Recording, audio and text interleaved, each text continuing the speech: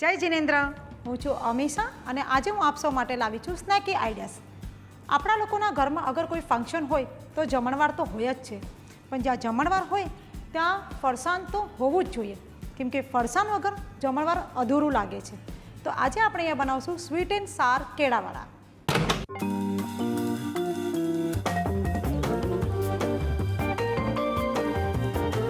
તો sweet and સાર કેળાવાળા બનાવવા માટે જે કાચા કેળા છે બાફીને પ્રોપર મેશ કરી લીધા છે. એની અંદર આપણે આ ક્રશ કરેલા લીલા મરચાં એડ કરશું. ફ્રેશ કોથમીર આપણે એની અંદર એડ કરશું. મસાલામાં આપણે એની અંદર ગરમ મસાલો જ એડ કરશું. બીજો કોઈ પણ મસાલા આપણે એની અંદર નાખશું નહીં. સાકર લેશું.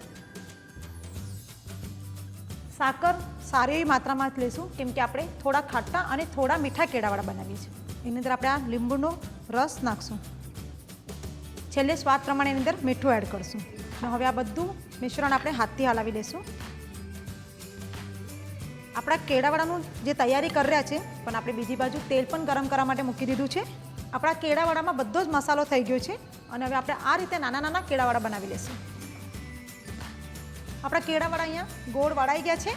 હવે ચણાના લોટનું બેટર આપણે બનાવી લઈએ.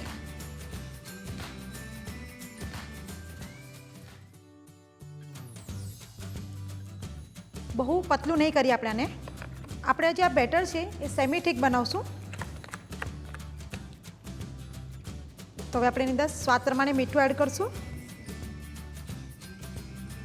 અને એની અંદર આપણે આ ખાવાના સોડા પિંચ એડ કરશું. હવે પાછું આપણે એને એકવાર હલાવી લઈશું. તો આપણું ઓઇલ પણ અહીંયા બીજી બાજુ ગરમ થઈ ગયું છે. તો આપણે કેળાવાળા ઉતારવા લઈએ. તો આપણે કેળાવાળા ઉતારીએ. તો આપણા કેળાવાળા અહીંયા તૈયાર થઈ ગયા છે.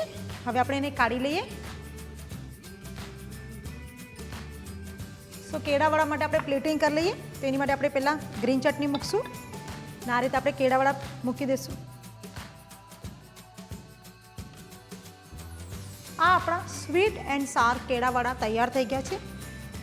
થોડું કંઈક અલગ ફ્લેવર છે. સાદા કેળાવાળા તો આપણે બનાવતા જ હોઈએ છીએ, પણ આની અંદર જે ફ્લેવર છે એ થોડું ખાટું છે, મીઠું છે અને જરાક સ્પાઇસીનેસ પણ આની અંદર છે. તો તમને ખાવાની ખૂબ જ મજા આવશે. તો તમે આ રેસીપી નોંધ કરો અને ઘરે બનાવો. આપ સૌને અગર અમારી રેસીપી ગમે છે તો એને લાઈક કરો, શેર કરો અને અમારા ચેનલને સબસ્ક્રાઈબ કરો.